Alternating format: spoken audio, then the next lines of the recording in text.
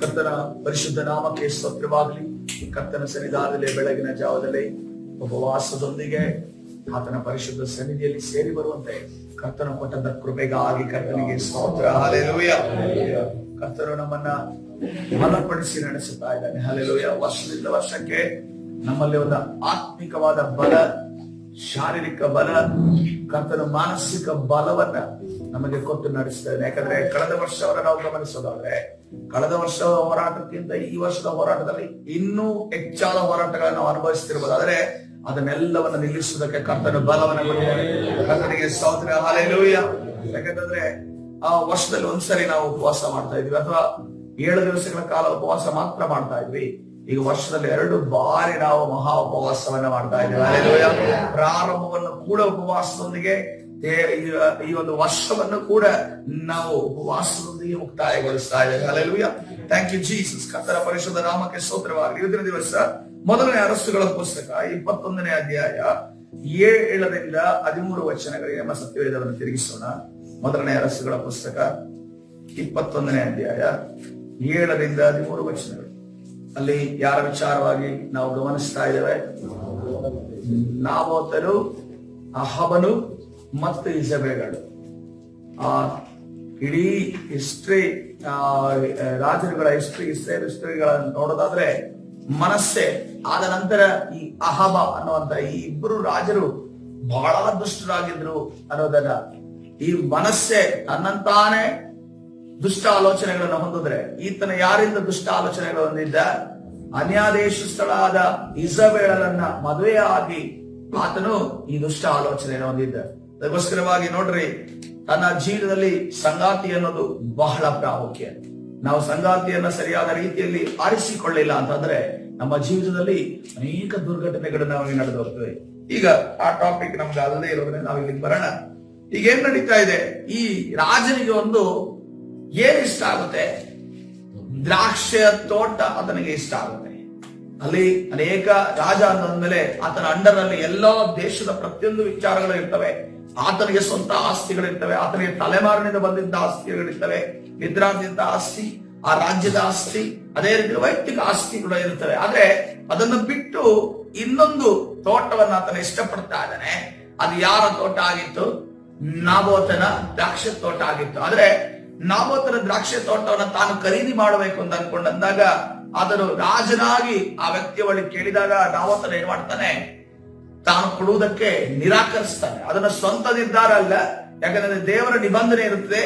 ದೇವರು ಅವರಿಗೆ, ಇಸ್ರೇಲರಿಗೆ ಏನು ತಲೆಮಾರಿಗೆ ಡಿವೈಡ್ ಮಾಡಿ, ಅಂದ್ರೆ ವಿಭಜಿಸಿ ಏನು ಆಸ್ತಿಯನ್ನ ಕೊಟ್ಟಿದ್ದಾರೋ ಅದು ಇನ್ನೊಂದು ಕುಲಕ್ಕೆ ಮಾರಾಟ ಮಾಡುವಂಗಿಲ್ಲ, ಅದನ್ನ ಇನ್ನೊಬ್ಬರಿಗೆ ಕೊಡಂಗಿಲ್ಲ ಅನ್ನುವಂತ ನಿಬಂಧನೆ ಇದ್ದುದರಿಂದ ನಾವತ್ತನ್ನು ದೇವರ ಚಿತ್ತವನ್ನು ನೆರವೇರಿಸೋದಕ್ಕೋಸ್ಕರವಾಗಿ ಏನ್ ಹೇಳ್ತಾನೆ?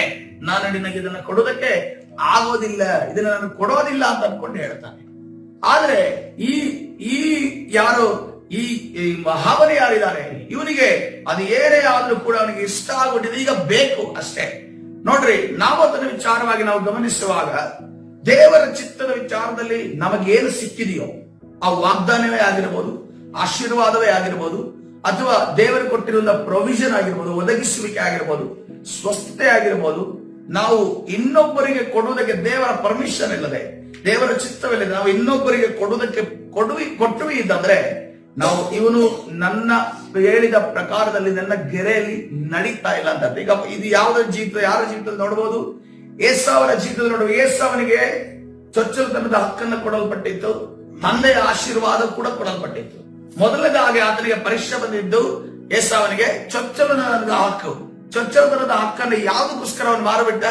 ಕೇವಲ ತಿನ್ನುವ ಊಟಕ್ಕೋಸ್ಕರವಾಗಿ, ತಿನ್ನುವ ಊಟಕ್ಕೋಸ್ಕರವಾಗಿ. ನೋಡ್ರಿ, ತಿನ್ನುವ ಆಹಾರದಿಂದ ಎಂತ ಒಂದು ದುರ್ಘಟನೆ ನಡೆದು ಹೋಗುತ್ತದೆ. ಅದನ ಮೇಲೆ ಎಂತ ಒಂದು ಜನರೇಷನ್ ಬ್ಲೆಸ್ಸಿಂಗ್ ಬರಬೇಕಾಗಿತ್ತು. ಅದನ್ನು ಆ ತಲೆಮಾರಿನಿಂದ ಆ ಒಂದು 12 ಕುಲಗಳೇನು ಬಂದು ಆತನ ಮುಖಾಂತರವಾಗಿ ಆಗಬೇಕಾಗಿತ್ತು. ಆತನನ್ನ ಬಿಟ್ಟು ದೇವರು ಯಾಕೋಬನ ಮುಖಾಂತರವಾಗಿ ಕಾರ್ಯವನ್ನ ಮಾಡಿದ್ರು. ಯಾಕೋಬನು ಕಳ್ಳನೇ ಇರ್ಬೋದು, ಅಥವಾ ಮೋಸಗಾರನೇ ಇರಬಹುದು, ಆತನು ದೇವರ ಪ್ರಕಾರವಾಗಿ ಪ್ರಾರಂಭದಲ್ಲಿ ನಡೆದಂತ ವ್ಯಕ್ತಿ ಆಗಿರಬಹುದು, ಮೋಸದಿಂದ ಕದ್ದುಕೊಂಡಿರಬಹುದು, ತಂತ್ರವನ್ನ ರೂಪಿಸಿರಬಹುದು, ತನ್ನ ತಂದೆಯ ವಿರುದ್ಧವಾಗಿ ಏನೇ ಆದ್ರೂ ಕೂಡ ಅವನ ಯಾವ ಒಂದು ಕಾರ್ಯವನ್ನದಲ್ಲಿ ಮನಸ್ಸಿಟ್ಟಿದ್ದ, ದೇವರ ವಿಚಾರದಲ್ಲಿ ಮನಸ್ಸಿಟ್ಟಿದ್ದ. ಹಲ್ಲೆಲೂಯಾ. ಇವತ್ತಿನ ದಿವಸ ಜನರು ಏನು ಆಲೋಚನೆ ಮಾಡ್ತಾರೆ ಅಂತಂದ್ರೆ, ಮಾರ್ನಿಂಗ್ ಪ್ರೇಯರ್ಗೆ ಬರ್ತಾರೆ, ಉಪವಾಸ ಪ್ರಾರ್ಥನೆ ಮಾಡ್ತಾರೆ, ಆದ ನಂತರ ಭಾನುವಾರ ಯಾವುದೇ ಕಾರಣಕ್ಕೂ ತಪ್ಪಿಸೋದಿಲ್ಲ, ಅದಕ್ಕೂ ಬರ್ತಾರೆ, ದಶಮ ಭಾಗವನ್ನು ಕೊಡ್ತಾರೆ, ಅದನ್ನ ಕಾಣಿಕೆಯನ್ನು ಕೊಡ್ತಾರೆ ತಂದ್ಕೊಂಡು ನಮ್ಮ ಬಾಯಲ್ಲಿ ಈ ಹೊರಗಡೆ ಇರುವಂತ ಜನರು ಕೇಳ್ತಾರೆ. ಹೊರಗಡೆ ಇರುವಂತ ಜನರು ಕೇಳಿದಾಗ ಅವ್ರೇನಂತಾರೆ, ಅವರು ಲೋಕ ರೀತಿಯಲ್ಲಿ ಮಾತಾಡ್ತಾರೆ, ಇದನ್ನೆಲ್ಲ ಮಾಡ್ಬೇಕಾ, ಇದನ್ನೆಲ್ಲ ಕೊಡ್ಬೇಕಾ, ನೀವೇನ್ರಿ ಒಂಥರ ಈ ರೀತಿ ಇದೀರಾ, ಆ ರೀತಿ ಇದೀರಾ ಅಂತ ಅಂದುಕೊಳ್ತಾರೆ. ಆದ್ರೆ ಈ ರುಚಿ ಗೊತ್ತಿಲ್ಲದವನಿಗೆ, ತಿಂದು ನೋಡದೆ ಇರೋವನಿಗೆ ಅವನೇನಂತಾನೆ, ಅದು ಚೆನ್ನಾಗಿಲ್ಲ ಅಂತಾನೆ. ಅದಕ್ಕೋಸ್ಕರವಾಗಿ ಬೇರೆಯವರು ಏನೋ ಹೇಳ್ತಾರೆ ಅಂತ ಅನ್ಕೊಂಡು ನಾವೇನಾದ್ರೂ ಅದನ್ನ ಕೊಡುವುದಕ್ಕೆ, ಅದನ್ನ ದೂರ ಇಡುವುದಕ್ಕೆ, ತ್ಯಜಿಸುವುದಕ್ಕೆ, ಅದರಿಂದ ನಮ್ಮ ಕರ್ತನಿಂದ ದೂರ ಬರುವುದಕ್ಕೆ ಪ್ರಯತ್ನ ಪಟ್ಟರೆ ನಮ್ಮ ಆಶೀರ್ವಾದವನ್ನ ನಾವು ಕಳೆದುಕೊಳ್ಳಬೇಕಾಗಿದೆ. ಪ್ರಿಯರೇ, ಹಲ್ಲೆಲೂಯಾ. ಇವತ್ತಿನ ದಿವಸ ಏಸಾವನ ರೀತಿಯಲ್ಲಿ ನಾವು ಆಗದೆ ಯಾಕೋಬನ ರೀತಿಯಲ್ಲಿ ಕರ್ತನ ವಿಚಾರಗಳೆಲ್ಲ ದೃಷ್ಟಿ ಇಡಬೇಕು. ನಿನ್ನೆ ದಿವಸ ನಾವು ಹೀಗೆ ದೇವರ ಸುವಾರ್ತೆಯನ್ನ ಹೇಳುವಾಗ, ದೇವರ ವಿಚಾರಗಳನ್ನ ಹೇಳುವಾಗ ಪ್ರಶ್ನೆಗಳು ಯಾವ ರೀತಿ ಬಂತು ಅಂತಂದ್ರೆ, ನೋಡಿ ಲೋಕದಲ್ಲಿ ಚೆನ್ನಾಗಿ ಬೆಳೀತಾ ಇದಾರೆ, ಮನೆ ಕಾರು ಅದು ಇದು ಅಂತ ಮಾಡ್ತಾ ಇದಾರೆ. ನೀನ್ ನೋಡುವಾಗ ಇಲ್ಲೇ ಇದೆಯಾ, ಎಲ್ಲಿ ಆಲಯದಲ್ಲಿ ಇದೆಯಾ, ನೀನು ಸಬ್ಬತ್ ದಿನ ಎಲ್ಲೂ ಬಿಟ್ಟು ಹೋಗೋದಿಲ್ಲ, ನೀನು ಉಪವಾಸ ಪ್ರಾರ್ಥನೆ ಅಂತ ಅಂತೀಯ, ಮುಂಜಾನೆ ಪ್ರಾರ್ಥನೆ ಅಂತ ಅಂತೀಯ, ಫ್ರೈಡೆ ಫಾಸ್ಟಿಂಗ್ ಪ್ರೇಯರ್ ಅಂತ ಅಂತಿದೀಯ. ನೀನ್ ಹೆಂಗಪ್ಪ ಬೆಳೆಯೋದು, ನೀನು ಏನು ಸಂಪಾದನೆ ಮಾಡ್ತಾ ಇಲ್ಲಲ್ಲ, ಏನು ನಿನ್ಗೋಸ್ಕರ ಮನೆ ಆಗ್ಲಿ, ಇನ್ನು ಕಾರ್ ಆಗ್ಲಿ, ಅಥವಾ ನಿನ್ ಮನೆಗಾಗ್ಲಿ ಏನು ಮಾಡ್ತಾ ಇಲ್ವಲ್ಲ ಅಂತ ಅನ್ಕೊಂಡು ಪ್ರಶ್ನೆ ಬಂತು. ಅದಕ್ಕೆ ನಾವು ಹೇಳಿದೆ, ಬೆಳೆದವರೆಲ್ಲ, ಸಂಪಾದನೆ ಮಾಡಿದವರೆಲ್ಲ ಚೆನ್ನಾಗಿದಾರ ಒಂದು. ಇನ್ನೊಂದು, ಸಂಪಾದನೆ ಮಾಡಿದವನು ಅವನು ಯಾವ ರೀತಿ ತುಂಬಿಕೊಳ್ತಾನೆ, ಅವನಲ್ಲಿ ಏನ್ ತುಂಬಿಕೊಳ್ಳುತ್ತೆ, ಅವನಿಗೆ ದಯೆ ಕರುಣೆ ತುಂಬಿಕೊಳ್ಳುತ್ತಾ? ನೋ, ಅವನಿಗೆ ದಯೆ ಕರುಣೆ ತುಂಬಿಕೊಳ್ಳೋದಿಲ್ಲ, ಅವನಲ್ಲಿ ಅಹಂಕಾರ ತುಂಬಿಕೊಳ್ಳುತ್ತೆ. ಅಹಂಕಾರ ತುಂಬಿಕೊಳ್ಳುತ್ತೆ. ಎಲ್ಲಾ ಹೊಂದಿದವರಿಗೆ ಅಹಂಕಾರ ತುಂಬಿಕೊಳ್ಳೋದಕ್ಕಿಂತ, ದೇವರೇ ಇಲ್ಲ ಅಂತ ಅನ್ಕೊಂಡು ಹೇಳೋದಕ್ಕಿಂತ, ದೇವರು ಇದ್ದಾನೆ, ನಮ್ಮ ಕರ್ತನು ನಮ್ಮ ಜೊತೆ ಇದ್ದಾನೆ ಎಂದುಕೊಂಡು ನಮಗೆ ಇದ್ದ ಅವಶ್ಯಕತೆಯನ್ನು ಪೂರೈಸಿಕೊಂಡು ನಾವು ಮುಂದೆ ಹೋಗುದು ಬಹಳ ಒಳ್ಳೆಯದು. Hallelujah, hallelujah. ಇಷ್ಟು ಶ್ರಮ ಪಡ್ತಾ ಇದ್ದೀವಿ ಈ ಲೋಕದಲ್ಲಿ ಸಂಪಾದನೆ ಮಾಡೋದಕ್ಕೋಸ್ಕರ ಅಲ್ಲ, ಪರಲೋಕ ರಾಜ್ಯದಲ್ಲಿ ನಮಗೋಸ್ಕರ ಸಂಪಾದನೆ ಮಾಡೋದಕ್ಕೋಸ್ಕರ. ಹಲ್ಲೆಲೂಯಾ. ಈ ನಾವು ಅದನ್ನ ಏನ್ ಮಾಡ್ತಾರೆ, ದೇವರ ಸಿಕ್ಕಿದಂತ ನನಗೆ ಸ್ವಾಸ್ಥ್ಯ, ದೇವರು ಕೊಟ್ಟಂತ ಆಶೀರ್ವಾದ, ನಾನು ಯಾರಿಗೂ, ಅವನು ರಾಜನೇ ಆಗಿರ್ಲಿ ಯಾರೇ ಆಗಿರ್ಲಿ, ನಾನು ಅವನಿಗೆ ಬಿಟ್ಟು ಕೊಡೋದಿಲ್ಲ ಅಂತ ಅನ್ಕೊಂಡು ಗಟ್ಟಿಯಾಗಿ ಪಟ್ಟು ಹಿಡಿದಾಗ ಇವನೇನು ಮಾಡ್ತಾ ಇದ್ದಾನೆ, ಮನೆಯಲ್ಲಿ ಬಂದು ಬೇಸರವಾಗಿರುವಂತ ಸಂದರ್ಭದಲ್ಲಿ ಹೆಂಡತಿ ಕೇಳ್ತಾಳೆ, ಇಸಬೇಲಳು, ನೀನು ಇಸ್ರಾಯೇಲರ ಅರಸನು, ಎದ್ದು ಊಟ ಮಾಡಿ ಸಂತೋಷದಿಂದಿರು, ನಾನು ನಿನಗೆ ಇಜ್ರೇಲಿನವನಾದ ನಾಬೋತನ ದ್ರಾಕ್ಷಿ ತೋಟವನ್ನು ಕೊಡುತ್ತೇನೆ ಎಂದು ನುಡಿದು ಅವನ ಹೆಸರಿನಲ್ಲಿ ಒಂದು ಪತ್ರವನ್ನು ಬರೆದು ಅದಕ್ಕೆ ಅವನ ಮುದ್ರೆ ಹಾಕಿ ಅದನ್ನು ನಾಬೋತನ ಊರಿನಲ್ಲಿದ್ದ ಎಲ್ಲಾ ಪ್ರಧಾನ ಪುರುಷರಿಗೂ ಹಿರಿಯರಿಗೂ ಕಳುಹಿಸಿದಳು. ಅದರಲ್ಲಿ ಎಲ್ಲರೂ ಉಪವಾಸ ಮಾಡಬೇಕೆಂದು ಪ್ರಕಟಿಸಿ ನಾಬೋತನನ್ನು ನೆರೆದ ಸಭೆಯ ಮುಂದೆ ನಿಲ್ಲಿಸಿ, ಅವನು ದೇವರನ್ನು ಅರಸನನ್ನು ಶಪಿಸಿದವನು ಎಂಬುದಾಗಿ ಇಬ್ಬರು ದುಷ್ಟ ಮನುಷ್ಯರಿಂದ ಅವನಿಗೆ ವಿರೋಧವಾಗಿ ಸಾಕ್ಷಿ ಹೇಳಿಸಿ ಅವನನ್ನು ಹೊರಗೆ ಒಯ್ದು ಕಲ್ಲೆಸೆದು ಕೊಲ್ಲಿರಿ ಎಂದು ಬರೆದಿದ್ದಳು. ಹಲ್ಲೆಲೂಯಾ. ಯಾವುದಕ್ಕೆ ಉಪವಾಸ ಮಾಡಲಾಗ್ತಾ ಇದೆ ಇಲ್ಲಿ? ಒಬ್ಬನನ್ನ ಕೊಲ್ಲುವುದಕ್ಕೆ, ನಾಬೋತನನ್ನ ಸಾಯಿಸೋದಕ್ಕೆ ಉಪವಾಸ ಮಾಡಲಾಗ್ತಾ ಇದೆ. ಯಾರು ತಂತ್ರ ರೂಪಿಸ್ತಾ ಇದ್ದಾರೆ? ಯಾಕೆ ಉಪವಾಸ? ಯಾಕೆ? ಹಂಗೆ ಕೊಲ್ಲುವುದಿತ್ತಲ್ಲ, ಪ್ರಜೆಯನ್ನು ಹಂಗೆ ಕೊಲ್ಲುವುದಿತ್ತಲ್ಲ. ಕೋಲು ಮುರಿಬಾರ್ದು, ಹಾವು ಸಾಯ್ಬೇಕು. ಕೋಲು ಮುರಿಬಾರ್ದು, ಹಾವು ಸಾಯ್ಬೇಕು. ಆ ರೀತಿಯ ಪ್ಲಾನಿಂಗ್ ಇಲ್ಲಿ ನಡೀತಾ ಇದೆ. ಆ ರೀತಿಯ ಪ್ಲಾನಿಂಗ್ ಹೇಳೋದಕ್ಕೆ ಉಪವಾಸ. ಯಾವುದಕ್ಕೋಸ್ಕರ ಉಪವಾಸ? ಅರಸನ ವಿರುದ್ಧವಾಗಿ, ದೇವರ ವಿರುದ್ಧವಾಗಿ ಪಾಪ ಮಾಡಿದ್ದಾನೆ. ಆ ಕಾರಣ ಸಮಯದಲ್ಲಿ ನೆನಪಿದೆಯಲ್ಲ, ಅಲ್ಲೊಂದು ಉಪವಾಸ ಪ್ರಾರ್ಥನೆಯನ್ನ ಜನರೆಲ್ಲ ಮಾಡ್ತಾರೆ. ಏನಕ್ಕೆ? ಪಾಪಿ ಯಾರು ಎಂದು ಕಂಡುಕೊಂಡು ನಮ್ಮ ಒಂದು ಆಲಯದಲ್ಲಿ ಇಸ್ರಾಯೇಲರು ಮುಂದೆ ಹೋಗದಂತೆ ತಡೆದಂತ ಪಾಪಿ ಯಾರೆಂದು ಕಂಡುಹಿಡಿದಕ್ಕೋಸ್ಕರ ಉಪವಾಸವನ್ನ ಮಾಡಿದ್ರು. ಇಲ್ಲಿ ಏನ್ ಮಾಡ್ತಾ ಇದ್ದಾರೆ? ಈತನ ನೀತಿವಂತನು, ಈತನು ತನ್ನ ದೇವರು ಕೊಟ್ಟಂತ ಸ್ವಾಸ್ಥ್ಯವನ್ನ ತನಗೋಸ್ಕರ ಹಿಡಿದುಕೊಂಡಾತನು. ಈತನ ಒಂದು ವಿಚಾರವಾಗಿ ಈಗ ಏನ್ ಮಾಡಬೇಕು? ಇವನನ್ನ ಪಾಪಿ ಎಂದು ನಿರ್ಣಯ ಮಾಡಬೇಕು, ಇವನನ್ನ ನಾಶ ಮಾಡಬೇಕು. ನಾಶ ಮಾಡಿದ್ದು ನಾವು ತನ್ನ ಸ್ವಂತ ಸ್ವಾರ್ಥಕ್ಕೋಸ್ಕರ ನಾಶ ಮಾಡ್ತಾ ಇದೀವಿ ಅನ್ನೋದನ್ನ ಯಾರು ಗೊತ್ತಾಗಬಾರ್ದು? ಪ್ರಜೆಗಳಿಗೆ ಗೊತ್ತಾಗಬಾರ್ದು. ಒಂದನ್ನು ಅರ್ಥಕೊಳ್ಬೇಕು. ನಾವು ಅಂದುಕೊಳ್ಳುತ್ತೇವೆ, ರಾಜಕೀಯ ವ್ಯಕ್ತಿಗಳಾಗಿರ್ಬೋದು, ಮಿನಿಸ್ಟರ್ಸ್ ಆಗಿರ್ಬೋದು, ಪ್ರೈಮ್ ಮಿನಿಸ್ಟರ್ ಆಗಿರ್ಬೋದು, ಮುಖ್ಯಮಂತ್ರಿಗಳಾಗಿರ್ಬೋದು, ಅವರು ಸುಪ್ರೀಂ ಪವರ್ ಅಂತ ಅನ್ಕೊಂಡಿದೀವಿ. ಆದರೆ ಜನರೇ ಸುಪ್ರೀಂ ಪವರ್. ಜನರಿದಾರಲ್ಲ, ಜನರು ಸುಪ್ರೀಂ ಪವರ್ ಆಗಿದ್ದಾರೆ. ನೋಡ್ರಿ, ಶ್ರೀಲಂಕಾದಲ್ಲಿ ಒಂದು ಅಲ್ಲೋಲ ಕಲ್ಲೋಲ ಆಯ್ತು. ಅಂತ ಪವರ್ಫುಲ್ ಆಗಿರುವಂತ ಒಂದು ರಾಷ್ಟ್ರಪತಿ ಅಲ್ಲಿದ್ರು. ಯಾಕಪ್ಪ ಕಂಪ್ಲೀಟ್ ಆಗಿ ಅಲ್ಲೋಲ ಕಲ್ಲೋಲ ಆಗಿದ್ರು? ರಾಜಭವನದ ಅವರ ಒಂದು ಏನು ನೀರಿದು ಕೊಳ ಇದೆ ಅದರಲ್ಲಿ ಸ್ವಿಮ್ಮಿಂಗ್ ಪೂಲ್ ಮಾಡ್ತಾ ಇದ್ರು ಯಾರು? ಜನರು.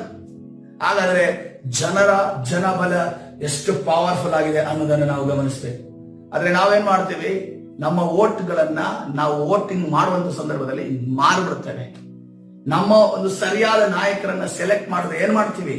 ಅದನ್ನ ಮಾರಿಬಿಟ್ಟಿದ್ರಿಂದ ಮೇಲಿರುವಂತಹ ಅಧಿಕಾರಿಗಳು ಏನ್ ಅನ್ಕೊಂಡಿದ್ದಾರೆ? ಇವರಿಗೆ ಹಣ ಬಿಸಾಕಿದ್ರೆ ಸಾಕು, ನಾನು ಹೆಂಗೂ ವೋಟ್ ಸಂಪಾದನೆ ಮಾಡೋದು, ನಾನು ಅಧಿಕಾರ ಸ್ಥಾಪಿಸ್ಕೋಬಹುದು ಅಂತ ಅನ್ಕೊಂಡು ಜನರನ್ನ ತುಚ್ಛವಾಗಿ ನೋಡ್ತಾ ಇದ್ದಾರೆ. ಆದ್ರೆ ನಾನು ಹೇಳ್ತಿರೋದೇನಂತಂದ್ರೆ, ಯಾವ ವ್ಯಕ್ತಿ ಕೂಡ ಸುಪ್ರೀಂ ಪವರ್ ಅಲ್ಲ, ಜನರೇ ಸುಪ್ರೀಂ ಪವರ್. ಹಲ್ಲೆಲೂಯಾ. ಕರ್ತನು ಅದನ್ನು ನೇಮಿಸಿದ್ದಾನೆ. ಆ ಪ್ರಜೆಯ ಪ್ರಭುತ್ವವನ್ನ ಕರ್ತನು ನೇಮಿಸಿದ್ದಾನೆ. ಅದಕ್ಕೋಸ್ಕರವಾಗಿ ಇಲ್ಲಿ ನೋಡ್ರಿ, ಇವರು ಆ ವ್ಯಕ್ತಿಯನ್ನ ಸಾಯಿಸೋದಕ್ಕೆ ಏನ್ ಮಾಡ್ತಾ ಇದ್ದಾರೆ? ಉಪವಾಸವನ್ನ ಮಾಡಿದ್ದಾರೆ. ದೈವಿಕ ವಿಚಾರವನ್ನ ಉಪಯೋಗಿಸ್ತಾ ಇದ್ದಾರೆ. ದೈವಿಕ ವಿಚಾರವನ್ನ ಉಪಯೋಗಿಸುತ್ತಿರುವ ದಿನಮಾನದಲ್ಲಿ ನಾವು ಕೂಡ ಉಪವಾಸ ಮಾಡ್ತಾ ಇದ್ದೇವೆ. ನಮ್ಮ ಉಪವಾಸದ ಪ್ರಾರ್ಥನೆಯ ಪಾಯಿಂಟ್ಗಳು ಹೇಗಿದ್ದಾವೆ? ಒಬ್ಬರು ಹಾಳಾಗ್ಲಿ, ನನಗ್ ಲಾಭ ಆಗ್ಲಿ, ಅವರು ನಷ್ಟ ಆಗ್ಲಿ, ಈ ರೀತಿಯ ಉಪವಾಸ ಪ್ರಾರ್ಥನೆಯನ್ನು ಮಾಡ್ತಾ ಇದ್ದೀವಿ. ಎರಡದಾಗಿ ನೋಡೋಣ. ಅಪೊಸ್ತಲ ಕೃತ್ಯ 23ನೇ ಅಧ್ಯಾಯ 12ನೇ ವಚನವನ್ನು ನೋಡುವಾಗ, ಅಪೊಸ್ತಲ ಕೃತ್ಯ 23ನೇ ಅಧ್ಯಾಯ 12ನೇ ವಚನ, ಅಲ್ಲಿ ಈ ರೀತಿಯಲ್ಲಿ ಒಬ್ಬರು ಒಂದು ಗುಂಪಿನ ಜನ ನಿರ್ಧಾರ ಮಾಡ್ತಾ ಇದ್ದಾರೆ. ಬೆಳಗಾದ ಮೇಲೆ ಯಹೂದ್ಯರು ಒಳಸಂಚು ಮಾಡಿ ಇಲ್ಲಿ ಪೌಲನು ಸುವಾರ್ತೆ ಹೇಳಿದ್ದಾನೆ ಅಂತ ಅನ್ಕೊಂಡು ಅವನನ್ನ ಹಿಡಿದು ಬಿಟ್ಟಿದ್ದಾರೆ. ಈಗ ಹಿಡಿದು ಬಿಟ್ಟು ಅವನನ್ನ ನ್ಯಾಯ ವಿಚಾರಣೆಗೆ ತೆಗೆದುಕೊಂಡು ಹೋಗೋದಕ್ಕಿಂತ ಮುಂಚೆನೆ ಒಂದು ತಂತ್ರ ಅಲ್ಲಿ ನಡೀತಾ ಇದೆ. ನಾವು ಪೌಲನನ್ನು ಕೊಲ್ಲುವ ತನಕ ಅನ್ನಪಾನವೇನೂ ಮುಟ್ಟುವುದಿಲ್ಲವೆಂದು ಶಪಥ ಮಾಡಿದರು. ಹೀಗೆ ಮಾಡಿದವರು ಎಷ್ಟು ಜನ ಅಂದ್ರೆ 40 ಮಂದಿಗಿಂತ ಹೆಚ್ಚಾಗಿದ್ದರಂತೆ. ಒಬ್ಬನನ್ನ ಇದು ಮಾಡೋದಕ್ಕೆ 40 ಮಂದಿಗಿಂತ ಹೆಚ್ಚಾದ ಜನ ಅಲ್ಲಿ ಸಿದ್ಧ ಆಗ್ತಾರೆ. ಅದಕ್ಕೋಸ್ಕರವಾಗಿ ಇವತ್ತಿಲ್ಲಿ ಒಂದು ಉಪವಾಸ ನಡೀತಾ ಇದೆ. ಏನು ಉಪವಾಸ? ಒಬ್ಬನನ್ನ ಸಾಯಿಸುವುದಕ್ಕೋಸ್ಕರವಾಗಿ, ಮುಗಿಸುವುದಕ್ಕೋಸ್ಕರವಾಗಿ. ಕರ್ತನಾದ ಯೇಸು ನಮಗೆ ಈ ರೀತಿಯ ಉಪವಾಸವನ್ನ ಮಾಡಲು ಹೇಳಿದ್ದಾರೆ. ಇದು ಕೊಲೆ ಪ್ರಕರಣ, ಇದು ದೊಡ್ಡ ಮಟ್ಟದಲ್ಲಿದೆ. ಚಿಕ್ಕ ಕೆಲವು ರೀಸನ್ಗಳನ್ನು ನೋಡಿಕೊಳ್ಳೋ ಹೋಗೋಣ. ಒಂದ್ ದಿವಸ ಒಬ್ಬರು ನನಗೆ ಪ್ರಾರ್ಥನೆ ಮಾಡಿಸ್ಕೊಳ್ಳೋದಕ್ಕೆ ಬಂದರು. ಅವ್ರು ಪ್ರಾರ್ಥನೆ ಮಾಡಿಸ್ಕೊಳ್ಳುವಾಗ ಇದೇನೇ ರಿಕ್ವೆಸ್ಟ್ ಕೊಟ್ಟರು ಅಂತಂದ್ರೆ, ನಾನು ಹಾಸ್ಪಿಟಲ್ ಕೆಲಸ ಮಾಡ್ತಾ ಇದ್ದೇನೆ. ಹಾಸ್ಪಿಟಲ್ ಅಲ್ಲಿ ನಾನು ಏನೋ ಅದೇ ಹೊಸದು ಎಲ್ಲ ಮಾಡ್ತಾರಲ್ಲ ಆ ಕೆಲಸ ಮಾಡ್ತಾ ಇದ್ದೇನೆ. ನನಗೆ ಕಾರ್ಮಿಕ ಕಾರ್ಡ್ ಬೇಕು. ಕಾರ್ಮಿಕ ಕಾರ್ಡ್ ಯಾರಿಗೆ ಸಿಗುತ್ತೆ? ಗಾರೆ ಕೆಲಸದವರಿಗೆ ಸಿಗುತ್ತೆ. ಆದ್ರೆ ನಾನು ಹೆಂಗೋ ಮಾಡಿ ಕಾರ್ಮಿಕ ಕಾರ್ಡ್ ಅನ್ನ ಪಡ್ಕೋತಾ ಇದ್ದೀನಿ. ಅದನ್ನ ಸಿಗೋಂಗೆ ಪ್ರೇಯರ್ ಮಾಡಿ. ಇದಕ್ಕೆ ಪ್ರಾರ್ಥನೆ ಮಾಡ್ಬೋದಾ? ಇದಕ್ಕೆ ನಾನ್ ಪ್ರಾರ್ಥನೆ ಮಾಡಬೇಡಿ, ಅವ್ರು ಮಾಡ್ಬೋದಾ? ಹಾಗಾದ್ರೆ ಇಂಥ ಕೆಲವು ರಿಕ್ವೆಸ್ಟ್ ಗಳನ್ನ ನಾವು ಫಾಸ್ಟಿಂಗ್ ಅಲ್ಲಿ ಇಟ್ಟುಕೊಂಡಿರ್ತೇವೆ. ಇನ್ನೊಬ್ರು ಬರ್ತಾರೆ, ಅವ್ರು ಡೈರೆಕ್ಟ್ ಆಗಿ ಬಂದು ಏನ್ ಹೇಳ್ತಾರೆ ಅಂತಂದ್ರೆ, ಯಾಕಂದ್ರೆ ಈಗ ಕ್ರಿಸ್ತನ ವಿಚಾರ ಹಿಂಸೆ ಅನುಭವಿಸಿದ್ದಾರೆ ಅಂತಂದ್ರೆ ನಮಗೆ ದುಃಖ ಕನಿಕರ ಒಂದೇ ಸರಿ ಬಂದ್ಬಿಡುತ್ತೆ. ಅವ್ರು ಏನಂತಾರೆ, ನನ್ನ ಗಂಡ ಮಕ್ಕಳು ನನಗೆ ಸಭೆ ಬರಕ್ ಬಿಡೋದಿಲ್ಲ, ನನಗೆ ಹಿಂಸೆಯನ್ನು ಕೊಡ್ತಾರೆ ಅನ್ಕೊಂಡು ಹೇಳ್ತಾರೆ. ಆದ್ರೆ ಅವ್ರ ಸಮಸ್ಯೆ ಏನಂತಂದ್ರೆ, ಅವ್ರು ಇಲ್ಲಿ ಯಾರ ಜೊತೆ ಬರ್ತಾ ಇದ್ರು ಅಂತಂದ್ರೆ, ಅವ್ರ ಗಂಡನನ್ನ ಬಿಟ್ಟು ಇನ್ನೊಬ್ಬ ವ್ಯಕ್ತಿ ಜೊತೆ ಬರ್ತಾ ಇದ್ರು. ಅವ್ರ ಗಂಡನನ್ನ ಬಿಟ್ಟು ಆ ವ್ಯಕ್ತಿ ಜೊತೆ ನನಗೆ ಚೆನ್ನಾಗಿರ್ಬೇಕು ಅಂತ ಅನ್ಕೊಂಡು ಯಾರ ಹತ್ರ ಪ್ರೇಯರ್ ಮಾಡಿಸ್ತಾ ಇದ್ರು? ಸೇವಕರ ಹತ್ರ ಪ್ರೇಯರ್ ಮಾಡಿಸ್ತಾ ಇದ್ರು. ಅವ್ರ ಗಂಡ ಮಕ್ಕಳು ಯಾಕೆ ಹಿಂಸೆ ಕೊಡ್ತಾ ಇದ್ದಾರೆ? ಇವ್ರ ಜೊತೆ ಬರ್ತಾ ಇದ್ದಾರೆ ಅಂತ ಅನ್ಕೊಂಡು ಅದಕ್ಕೋಸ್ಕರ ಹಿಂಸೆ ಕೊಡ್ತೀವಿ. ಕ್ರಿಸ್ತನ ವಿಚಾರವಾಗಿ ಅಲ್ಲ. ಇದಕ್ಕೆ ನಾವು ಪ್ರಾರ್ಥನೆ ಮಾಡ್ಬೇಕಾ? ನಾವಲ್ಲ, ಅವರಾದ್ರೂ ಪ್ರಾರ್ಥನೆ ಮಾಡ್ಬೇಕಾ? ಇಲ್ಲ. ಸೊ ಅದಕ್ಕೋಸ್ಕರ ನಮ್ಮ ಪ್ರಾರ್ಥನೆ ರಿಕ್ವೆಸ್ಟ್ ಅಲ್ಲಿ ನಾವು ಬಹಳ ಕೇರ್ಫುಲ್ ಆಗಿರ್ಬೇಕು. ಇವತ್ತಿನ ದಿವಸ ನಾವು ಪಾಯಿಂಟ್ಗಳನ್ನು ಇಟ್ಕೊಂಡಿದೀವಿ. ಒಂದು ವೇಳೆ ಈ ತರ ಪಾಯಿಂಟ್ಗಳನ್ನು ಡಿಲೀಟ್ ಮಾಡಿ, ಇದನ್ನ ಕೇಳೋದಿಲ್ಲ ದೇವರು, ಇದನ್ನ ಕೇಳೋದಿಲ್ಲ ದೇವರು, ಕೇಳೋದಿಲ್ಲ. ದೇವರು ನ್ಯಾಯವಂತನು. ಯಾವ ರೀತಿಯಲ್ಲಿ ಒಬ್ಬರನ್ನ ಆತನ ನೋಡ್ತಾನೋ ಅದೇ ರೀತಿಯಲ್ಲಿ ಇನ್ನೊಬ್ಬರನ್ನು ಕೂಡ ನೋಡ್ತಾನೆ. ಯಾಕಂದ್ರೆ ಎಲ್ಲರೂ ಕೂಡ ಆತನಿಗೆ ಮಕ್ಕಳೇ ಆಗಿದ್ದಾರೆ. ಇನ್ನೊಬ್ರು ಬಂದು ನಾನು ಲೋಕದ ಫಂಕ್ಷನ್ಗೆ ಹೋಗ್ಬೇಕು, ನನಗೋಸ್ಕರ ಪ್ರೇಯರ್ ಮಾಡಬೇಕು. ಲೋಕದಿಂದ ದೂರ ಆಗಲಿ ಅಂತ ಅನ್ಕೊಂಡು ಸತ್ಯವೇದ ಹೇಳುತ್ತೆ.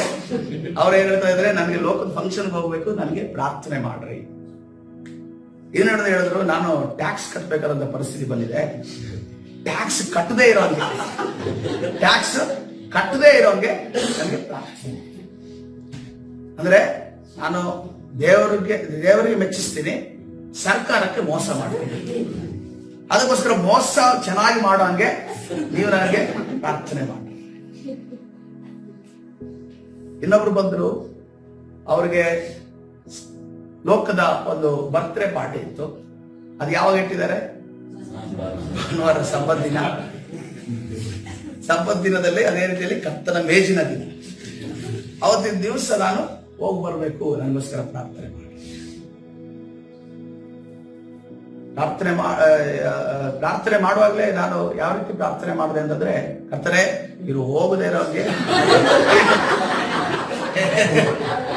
ಹೌದು ಕ್ಯಾನ್ಸಲ್ ಆಗೋಂಗೆ, ಅಥವಾ ಇವರೇ ಅದಕ್ಕೆ ಹೋಗದೆ ಇರೋಂಗೆ ಮನಸ್ಸು ಮಾಡುವಂಗೆ, ಅದೇನಾದ್ರೂ ರೀಸನ್ ಹೇಳುವಂಗೆ ಇವರಿಗೆ ಸಹಾಯ ಮಾಡು ಅಂತ ಅನ್ಕೊಂಡೆ. ಇನ್ನೊಂದು ದಿವಸ ಯಾರೋ ಪ್ರಾರ್ಥನೆ ಮಾಡಿಸ್ಕೊಂಡ್ರು ಅಂದ್ರೆ, ಜಗದೀಶ್ ಅಂತ ಒಬ್ರು ಬರ್ತಾ ಇದ್ರಲ್ಲ, ಅವರು ಏನು ಪ್ರಾರ್ಥನೆ ಮಾಡಿಸೋದಂದ್ರೆ ಎಷ್ಟು ಅಂದ್ರೆ, ಪಾಪ ಇನ್ನೋಸೆಂಟ್ ವ್ಯಕ್ತಿ, ಅವ್ರಿಗೆ ಏನು ಅಂತ ಅನ್ಕೊಂಡು ಗೊತ್ತಾಗಲ್ಲ. ಅವ್ರಿಗೆ ಒಳ್ಳೆ ಊಟ ಸಿಗೋದೇ ಬಹಳ ಕಷ್ಟ. ಈ ದಿನಮಾನದಲ್ಲಿ ಊಟ ಎಲ್ಲ ಮಾಡಿಸ್ತಾರಲ್ಲ, ಆ ಫಂಕ್ಷನ್ಗೆ ನಾನು ಹೋಗ್ಬೇಕು, ನನಗೆ ಪ್ರಾರ್ಥನೆ ಮಾಡ್ರಿ ಅಂತ ಹೇಳ್ಬೇಕು. ನಾನ್ ಪ್ರಾರ್ಥನೆ ಮಾಡುವಾಗ, ಕರ್ತನೆ, ನೀವು ಯಾವುದೇ ಕಾರಣಕ್ಕೂ ಅದಕ್ಕೆ ಹೋಗದಂಗೆ ಇವರ ಮನಸ್ಸನ್ನ ತಿರುಗಿಸು ಅನ್ಕೊಟ್ಟೆ. ಅಲ್ಲಿ ಪ್ರಾರ್ಥನೆ ನಿಲ್ಸಿದ್ರು ಅವರು, ಹಂಗೆಲ್ಲ ಪ್ರಾರ್ಥನೆ ಮಾಡ್ಬೇಡಿ, ನಾನು ಹೋಗದಂಗೆ ಅನ್ಕೊಂಡು ಪ್ರಾರ್ಥನೆ ಮಾಡಿಲ್ಲ. ಹಂಗೆ ನಿಲ್ಸ್ಬಿಟ್ರು. ನನ್ಗೆ ಶಾಕ್ ಆಯ್ತು. ಅದೇ ಸಡನ್ ಆಗಿ ನನ್ ಮಾತು ಕೇಳ್ತಾರೆ ಅಂತ ಅನ್ಕೊಂಡ್ರೆ ಅವ್ರಿಗೆ ಸಿಟ್ಟು ಬರಕ್ ಸ್ಟಾರ್ಟ್ ಆಯ್ತು. ಒಳಗಡೆ ಇದ್ದ ನನಗೆ ಇಡು ಸಿಗೋ ಊಟನ ತಪ್ಪಿಸ್ತಾರಲ್ಲ ಏನು. ಸೊ ಅದಕ್ಕೋಸ್ಕರವಾಗಿ ಇವತ್ತಿನ ದಿವಸ ನಮ್ಮ ಪ್ರಾರ್ಥನೆ ರಿಕ್ವೆಸ್ಟ್ ಪ್ರೇರೆ, ಒಬ್ಬರಿಗೆ ನಮಗೆ ಲಾಭ ಆಗ್ತಿದೆ, ನಮಗೆ ಸುಖ ಸಿಗ್ತಾ ಇದೆ, ನಮಗೆ ಸಮಾಧಾನ ಸಿಗ್ತಾ ಇದೆ. ಇನ್ನೊಬ್ಬನ ಸಮಾಧಾನ ಕೆಡಿಸಿ ದೇವರು ನೀವು ಕೊಡೋದಿಲ್ಲ. ಆತನ ಸಮಾಧಾನ ಪ್ರಭು, ಆತನ ಸಮಾಧಾನ ಆತನಿಂದ ನಿಮಗೆ ಕೊಡ್ತಾರೆ. ಇನ್ನೊಬ್ಬನ ಸಮಾಧಾನ, ಇನ್ನೊಬ್ಬನ ಸಂತೋಷ, ಇನ್ನೊಬ್ಬನ ನೆಮ್ಮದಿಯನ್ನ ಕೆಡಿಸಿ ನಿಮ್ಮ ಕೈಗೆ ಯಾವುದನ್ನು ಕೊಡೋದಿಲ್ಲ. ಅದಕ್ಕೋಸ್ಕರವಾಗಿ ಇವತ್ತಿನ ದಿವಸ ಉಪವಾಸ ಪ್ರಾರ್ಥನೆಯ ಪಾಯಿಂಟ್ ಗಳನ್ನ ನೀವು ತೆರೆದು ನೋಡ್ರಿ. ಒಂದು ವೇಳೆ ಯಾವ್ದಾದ್ರೂ ನಾನು ಮಾಡುವ ಉಪವಾಸ ಪ್ರಾರ್ಥನೆಯ ಪಾಯಿಂಟ್ ಈ ಕಡೆ ಏನಾದ್ರೂ ತಿರುಗಿಬಿಟ್ಟಿದೆಯಾ ಅನ್ನೋದನ್ನ ನಾವು ಇವತ್ತಿನ ದಿವಸ ಎಚ್ಚರಿಕೆ. ಯಾಕಂದ್ರೆ ಯೆಶಾಯ ಪ್ರವಾದನೆ ಗ್ರಂಥ 58ನೇ ಅಧ್ಯಾಯ 4ನೇ ವಚನ ನೋಡುವಾಗ, ನೋಡಿರಿ, ನಿಮ್ಮ ಉಪವಾಸದ ಫಲವೇನೆಂದರೆ ವ್ಯಾಜ್ಯ, ಕಲಹ, ಕೇಳಿನ ಗುದ್ದು ಇವುಗಳೇ.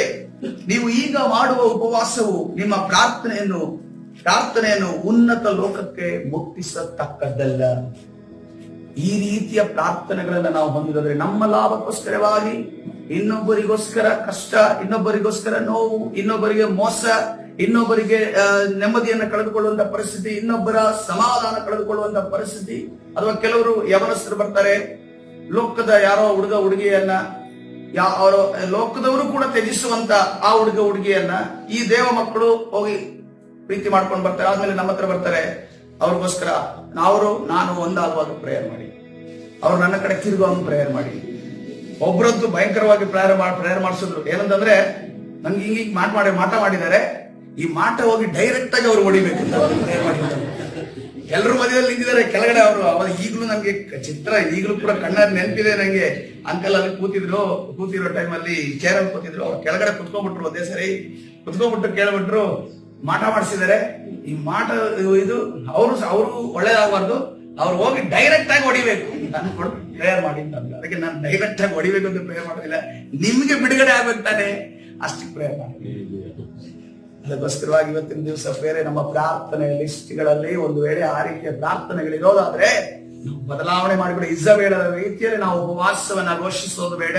ಪೌಲನ ವಿರುದ್ಧವಾಗಿ ಪೌಲನ ಪ್ರಾಣವನ್ನ ತೆಗಿಬೇಕು ಅಂತ ಅನ್ಕೊಂಡು ಮಾಡಿದಂತ ಉಪವಾಸ ನಾವು ಮಾಡೋದು ಬೇಡ. ನಾವು ಎಲ್ಲರ ಸಮಾಧಾನಕ್ಕೋಸ್ಕರವಾಗಿ ನಾವು ಪ್ರಾರ್ಥನೆ. ಅದಕ್ಕೋಸ್ಕರವಾಗಿ ಈ ಉಪವಾಸ ಪ್ರಾರ್ಥನೆಯಲ್ಲಿ ಯಾವುದು ಪ್ರಾಮುಖ್ಯ? ಮಧ್ಯಸ್ಥಿಕೆಯ ಪ್ರಾರ್ಥನೆ ಅನ್ನೋದು ಪ್ರಾಮುಖ್ಯ. ಹಲ್ಲೆಲೂಯಾ. ಶತ್ರುಗಳಿಗೋಸ್ಕರ ನಾವು ಪ್ರಾರ್ಥನೆ ಮಾಡಬೇಕು. ನಮ್ಮನ್ನ ಹಿಂಸೆ ಪಡಿಸಿದವರು, ನಮಗೆ ತೊಂದರೆ ಕೊಟ್ಟವರು, ನಮ್ಮನ್ನ ಹೀಯಾಳಿಸಿದವರು, ನಮ್ಮನ್ನ ವ್ಯತಿರಿಕ್ತವಾಗಿ ನೋಡುವವರಿಗೋಸ್ಕರ ನಾವು ಪ್ರಾರ್ಥನೆ ಮಾಡಬೇಕು ಅನ್ನೋದು ಈ ಒಂದು ಮಹಾ ಉಪವಾಸದ ಮುಖ್ಯ ತಾತ್ಪರ್ಯ ಆಗಿದೆ. ಹಲ್ಲೆಲೂಯ. ಆ ತಾತ್ಪರ್ಯವನ್ನ ನಾವು ಎತ್ತಿ ಹಿಡಿಯೋಣ. ನಾವು ಯಾವಾಗ ಇನ್ನೊಬ್ಬರಿಗೋಸ್ಕರ ಪ್ರಾರ್ಥನೆ ಮಾಡಿದೋ ಯೋಬನ ರೀತಿಯಲ್ಲಿ ನಮಗೆ ದುಪ್ಪಟ್ಟಾದ ಆಶೀರ್ವಾದವನ್ನ ಕರ್ತನು ಕೊಡುವಾತನಾಗಿದೆ. ಹಲ್ಲೆಲೂಯ. ನಾವು ಲೋಕದ ಬಾಗಿಲು ಓಪನ್ ಆಗೋದಕ್ಕೆ ನೋಡ್ತಾ ಇದ್ದೇವೆ, ಪರಲೋಕದ ಬಾಗಿಲು ಓಪನ್ ಆದ್ರೆ ಹಲ್ಲೆಲೂಯ. ಕರ್ತನು ಇಡೀ ಭೂಮಿಯನ್ನು ನೋಡ್ರಿ, ಆಹಾರ ಬೇಕು ಅಂತ ಇಸ್ರೇಲರು ಅಲ್ಲಿ ಹುಡುಕ್ತಾ ಇದ್ರು. ದೇವರು ಏನ್ ಮಾಡಿದ್ರು? ಪರಲೋಕದ ಬಾಗಿಲನ್ನ ತೆರೆದು ಹಲ್ಲೆಲೂಯ. ಎಲ್ಲಿರುವಂತ ಇಷ್ಟೂ ಜನರಿಗೆ ದೇವರು ಮನ್ನವನ್ನ ಕೊಟ್ಟನೆಂದು ನಾವು ನೋಡ್ತಾ ಇದ್ದೇವೆ. ಅದೇ ರೀತಿ ಆ ಪರಲೋಕದ ಬಾಗಿಲು ನಮಗೆ ತೆರೆಯೋದಾದ್ರೆ, ಪರಲೋಕದ ಬಾಗಿಲು ನಮಗೆ ತೆರೆದ ಯಾವ ಕೊರತೆಯು ನಮಗೆ ಬರೋದಿಲ್ಲ. ಹಲ್ಲೆಲೂಯ. ಅದು ತೆರೆದನ್ನ ದೇವ್ರು ಏನ್ ಮಾಡ್ತಾರೆ ಗೊತ್ತಾ? ನಾಳೆ ತೆರಿತೀನಿ ಅಂತ ಅನ್ಕೊಂಡು ಹೇಳೋದಿಲ್ಲ. ನಾಳೆ ತೆರಿತೀನಿ ಅಂತ ಅನ್ಕೊಂಡು ಹೇಳಿದ್ರೆ ನಾವೇನ್ ಮಾಡ್ತೀವಿ ಗೊತ್ತಾ? ಚೆನ್ನಾಗಿ ಉಣ್ಕೊಂಡು ತಿನ್ಕೊಂಡು ಮಲಗ್ತೀವಿ. ಯಾವುದೇ ಕೆಲವು ವಿಚಾರಗಳನ್ನು ದೇವ್ರು ರಹಸ್ಯವಾಗಿರ್ತಾರೆ. ರಹಸ್ಯವಾಗಿಟ್ಟು ಆತನಿಗೆ ಏನ್ ಗೊತ್ತಾ? ಒಂದು, ಈ ಮಕ್ಕಳಿಗೆ ನೋಡ್ರಿ, ತಂದೆ ತಾಯಿ ಆಟ ಆಡಿಸ್ತಾರಲ್ವಾ, ಏನು ಹೇಳೋದಿಲ್ಲ. ಸಡನ್ ಆಗಿ ಸರ್ಪ್ರೈಸ್ ಕೊಡ್ತಾರೆ. ಈ ಅಂಕಲ್ಗೆ, ಪಾಸ್ಟ್ಗೆ ಇದೊಂದು ಬಹಳ ಇಷ್ಟ. ಅವರು ನಿಂತಾಗ ನಿಮ್ಗೆ ಗೊತ್ತಾಗುತ್ತೆ ಅವರು ಎಷ್ಟು ಸಂತೋಷ ಪಡ್ತಾರೆ. ನೀವು ಗಮನಿಸ್ತೀರಿ. ನೆಕ್ಸ್ಟ್ ಟೈಮ್ ಏನಾದ್ರೂ ಸರ್ಪ್ರೈಸ್ ಕೊಡುವಂತ ವಿಚಾರಗಳನ್ನ ನಿಮ್ಮ ಮುಂದೆ ಇಡ್ತಾರೆ. ಅವ್ರು ನಮ್ ಜೊತೆ ಅದೇ ರೀತಿ ಮಾತಾಡೋದು, ನಿಮ್ ಜೊತೆ ಅದೇ ರೀತಿ ಮಾತಾಡೋದು. ಇದು ನಿನ್ನೆ ನಿಂತೇನೆ ಚಿಕ್ಕ ಇನ್ಸಿಡೆಂಟ್ ನಡೀತು ನೋಡಿ. ಮನೆಯಲ್ಲಿ ಏನೋ ಒಂದು ಸೌತೆಕಾಯಿನ ಏನೋ ತರಬೇಕು ಅಂತ ಅನ್ಕೊಂಡು ಆಯ್ತು. ಆದಾಗ ಡಿಸ್ಕಸ್ ಆದಾಗ ಅವ್ರು ಬಂದ್ರು. ಹೊರಗಡೆ ಬಂದಾಗ ಹೇಳಿದ್ರು, ಹಣ ಬೇಕಲ್ವಾ ಅಂತ. ನೀನೇ ಕೊಡು ಅಂತ ಅನ್ಕೊಂಡು ಹಿಂಗೆ ಸುಮ್ಮನೆ ಹೇಳಿದ್ರು. ನಾನೇ ಯಾಕೆ ಬಾಬಾ ಕೊಡ್ಲಿ ಅಂತ ಅನ್ಕೊಂಡು ಪ್ರಿಯಾಂಕ ಹೇಳಿ, ಈಗ ಅಲ್ಲಿ ಟಿಪಾ ಇದೆ, ಅಲ್ಲಿ ಕೆಳಗಡೆ ತೆಗೆದು ನೋಡು, ಅಲ್ಲಿ ಹಣ ಇದೆ ಅಂತ. ಅದು ತೆಗಿಯೋ ತನಕ ಆ ಪ್ರಿಯಾಂಕ ಎಕ್ಸೈಟ್ ಆಗಿದಾರ ಗೊತ್ತಿಲ್ಲ. ಅಂಕಲ್ ಅದನ್ನೇ ನೋಡಿ ಅದನ್ನ ತೆಗೆದಾಗ ಇವಳು ಆಶ್ಚರ್ಯ ಪಟ್ಲಲ್ಲ, ಅದರಲ್ಲಿ ಅವರು ಖುಷಿ ಪಡ್ತಾ ಇದ್ದಾರೆ. ಸೊ ಇದೇ ರೀತಿಯಲ್ಲಿ ದೇವರು, ನೀವು ಯಾವಾಗ ಏನು ಗೊತ್ತಿಲ್ಲ, ಏನು ಆಗೋದಿಲ್ಲ, ಏನು ಸೈಲೆಂಟ್ ಆಗಿರುತ್ತೆ ನೋಡಿ, ಆ ಸಮಯದಲ್ಲಿ ಅದ್ಭುತ ಮಾಡ್ತಾರೆ ನೋಡಿ. ನನ್ನ ಮಕ್ಕಳ ಎಕ್ಸೈಟ್ಮೆಂಟ್ ಅಲ್ಲಿ ಆ ಸಂತೋಷವನ್ನ ಕರ್ತನು ತಂದೆಯು ನೋಡಲು ಬಯಸ್ತಾರೆ. ಆತನು ನಿಮ್ಮನ್ನ ಸಂತೋಷವನ್ನ ನೋಡಲು ಬಯಸ್ತಾರೆ. ಕೆಲವು ಸರಿ ಈ ದುಃಖದಿಂದ ಇರ್ತಾರೆ, ಇರ್ಲಿ ಅವನು ಸ್ವಲ್ಪ ನನ್ನ ಹತ್ರ ಬರ್ಲಿ ಅಂತ ಅನ್ಕೊಂಡು ದೇವರು ಬಯಸ್ತಾ ಇರ್ತಾರೆ. ಇನ್ನೇನು ಸಮಯವಂತೂ ಆತನಿಗೂ ತಡೆಯೋದಕ್ಕಾಗೋದಿಲ್ಲ. ಆತನ ಎಲ್ಲವನ್ನ ರಿವೀಲ್ ಮಾಡುವಾತನಾಗಿದೆ, ಅದರ ಪರಲೋಕವನ್ನು ತೆರೆಯುವಾತನಾಗಿದೆ, ಮನ್ನವನ್ನು ಸುರಿಸುವಾತನಾಗಿದೆ, ಪರಲೋಕದ ದ್ವಾರಗಳನ್ನು ತೆರೆಯುವಾತನಾಗಿದೆ. ಕರ್ತನ ಸನ್ನಿಧಾನದಲ್ಲಿ ಸಮಯದಲ್ಲಿ ಪ್ರಾರ್ಥನೆ ಮಾಡಿಕೊಳ್ಳೋಣ. ಹಲ್ಲೆಲೂಯಾ. ಬಾಯಿ ತೆರೆಯೋಣ ಈ ಸಮಯದಲ್ಲಿ. ಕರ್ತನ ಸನ್ನಿಧಾನದಲ್ಲಿ ಹೇಳೋಣ, ನಮ್ಮ ಒಂದು ಪ್ರಾರ್ಥನೆಯ ಪಾಯಿಂಟ್ಸ್ ಯಾವುದೇ ಕಾರಣಕ್ಕೂ ಇನ್ನೊಬ್ಬರಿಗೆ ಹಾನಿ, ಇನ್ನೊಬ್ಬರಿಗೆ ದುಃಖ, ಇನ್ನೊಬ್ಬರಿಗೆ ಸಮಾಧಾನ ಕೆಡಿಸುವಂತ ಪ್ರಾರ್ಥನೆ ಆಗಿರುತ್ತೆ. ಎಲ್ಲರ ಸಮಾಧಾನಕ್ಕೋಸ್ಕರ ನಾವು ಪ್ರಾರ್ಥನೆ ಮಾಡೋಣ.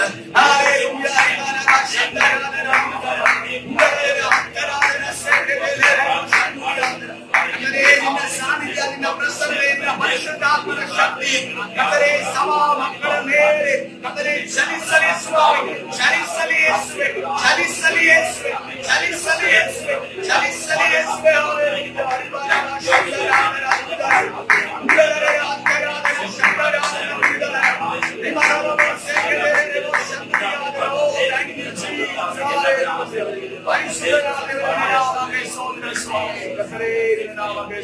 ಸ್ವಾಮಿ, ಈ ದಿವಸದಲ್ಲಿ ಕರ್ತನೇ ರಾಜ, ಈ 9ನೇ ದಿವಸದ ಉಪವಾಸ ಪ್ರಾರ್ಥನೆಯಲ್ಲಿ ನಮ್ಮನ್ನ ಬಲಪಡಿಸುವ ಯೇಸುವೇ.